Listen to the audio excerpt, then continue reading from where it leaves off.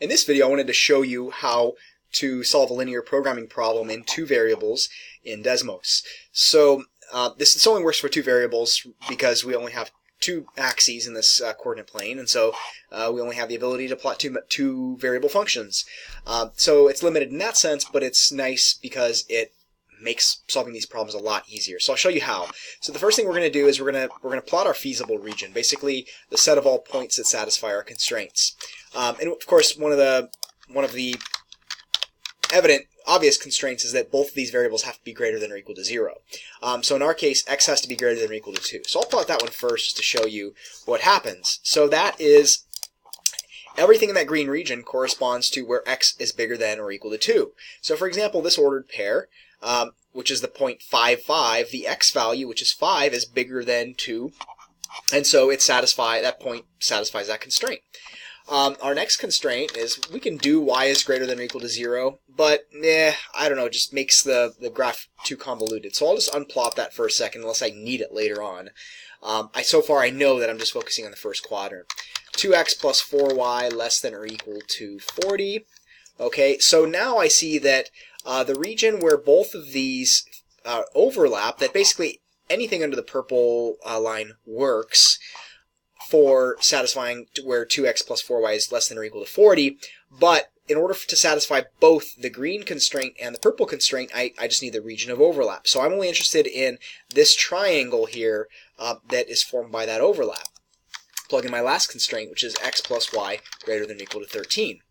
Okay, so if I'm having a hard time seeing where that shading is, I can uncheck it or check it and see what's happening. So I see this no longer a right triangle, but this triangle here now represents my feasible region. So what I can do now is I am going to insert a table.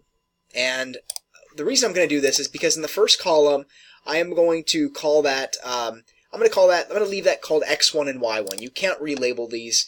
If you try to change it to x, it's going to yell at you because it's thinking of x as the variable up here, and these are values that you're actually entering in. So what I'm going to do in this third column, though, is I don't really want to see any of this data plotted, although I suppose I could. What I want to do here is I want to take and show the value of my objective function for each of the corner points I'm going to list here. So I'm going to type in 0.3x1 plus 0.4x2. And notice how I just typed in x and then the number 2 and it became a subscript. So what I'll do here is I can go and access all of my corner points. So I know that one of them is 6, 7. And what's going to happen when I press enter is nothing because I did a bad thing over here. Instead of calling this y1, I called this x2. So it should have been x1. So pardon me on that one. And I feel like I have the wrong point here. Let's see what happened.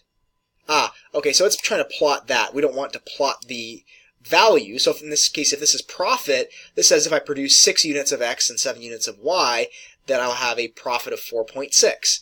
I really don't want to plot any of this information because they're not really ordered pairs. They're not really meaningful. I'm just kind of exploiting this table to be able to give me a corner point. So there's 1, there's 2, there's 3.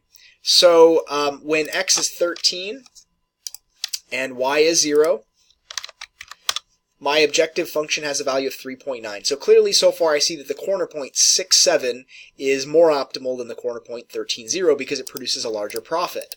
I'm going to do the same thing for this corner point, which I already saw was the point 20, 0. And lo and behold, that produces the biggest profit of all.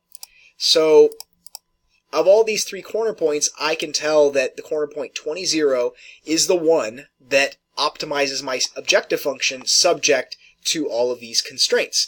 Now, they satisfy all the constraints, right, because y just has to be greater than or equal to 0, and that's the case because y is equal to 0, and that satisfies the condition that I have.